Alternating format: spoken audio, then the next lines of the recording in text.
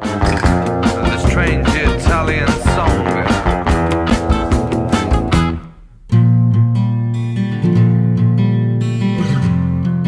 Uma das grandes belezas que a gente encontra andando por Torino são essas galerias.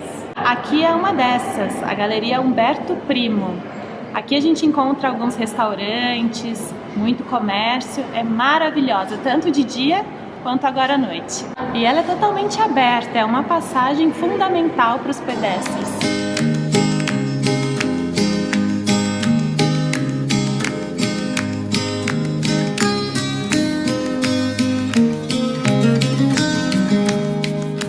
Essa galeria foi feita nos anos 30, em estilo neobarroco. Segue o estilo das outras galerias, com lojas, cinemas e até mesmo uma redação de um jornal. O piso dela é todo em mármore, ela tem um aspecto bem luxuoso, muito bonito. Vamos dar uma voltinha.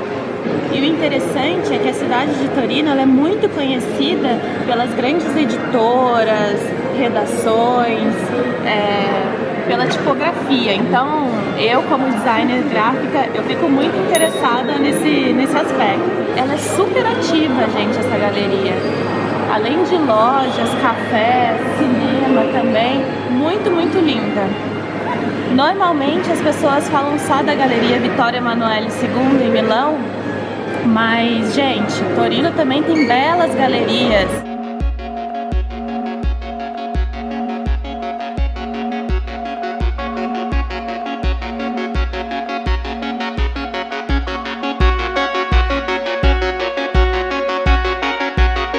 Chegamos então à Galeria Subalpina, essa galeria maravilhosa, e ela leva esse nome simplesmente por causa de um banco que se chamava Banco Industrial Subalpina. E um fato interessante, né, pessoal?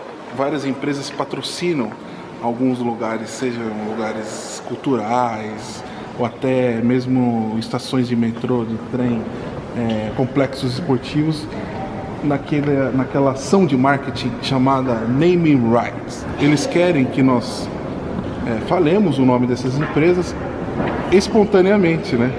Ao citar um lugar, enfim, vocês devem saber.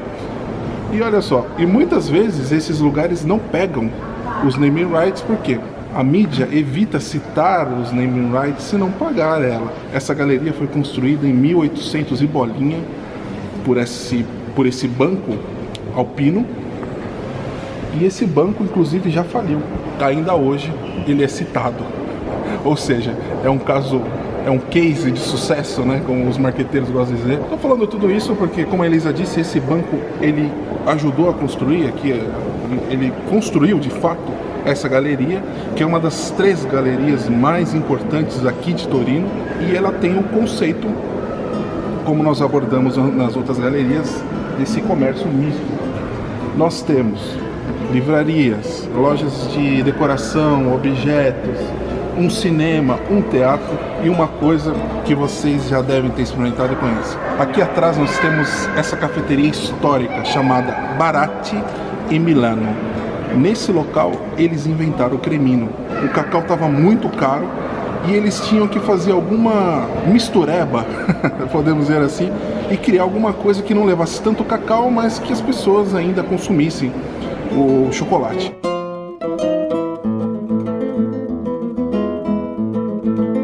E eles acabaram inventando o cremino, ou seja, uma coisa assim muito popular, mas que hoje em dia ele tem uma conotação não superior ao chocolate e ao leite, mas uma conotação de diferenciação.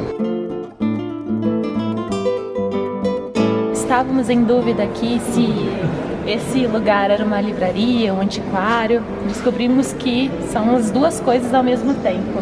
E aqui a gente consegue ver algumas edições de livros bem antigos, mas também exemplos do futurismo italiano, que é maravilhoso, e a gente já viu em outras viagens também, algumas campanhas, acho que vocês até já viram por aí, campanha da Campari,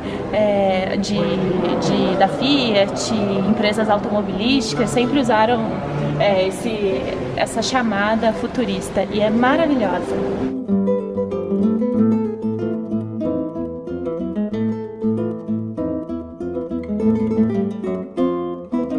todas essas publicações super antigas, elas fazem jus à tradição torinese de tipografia, edição, demais.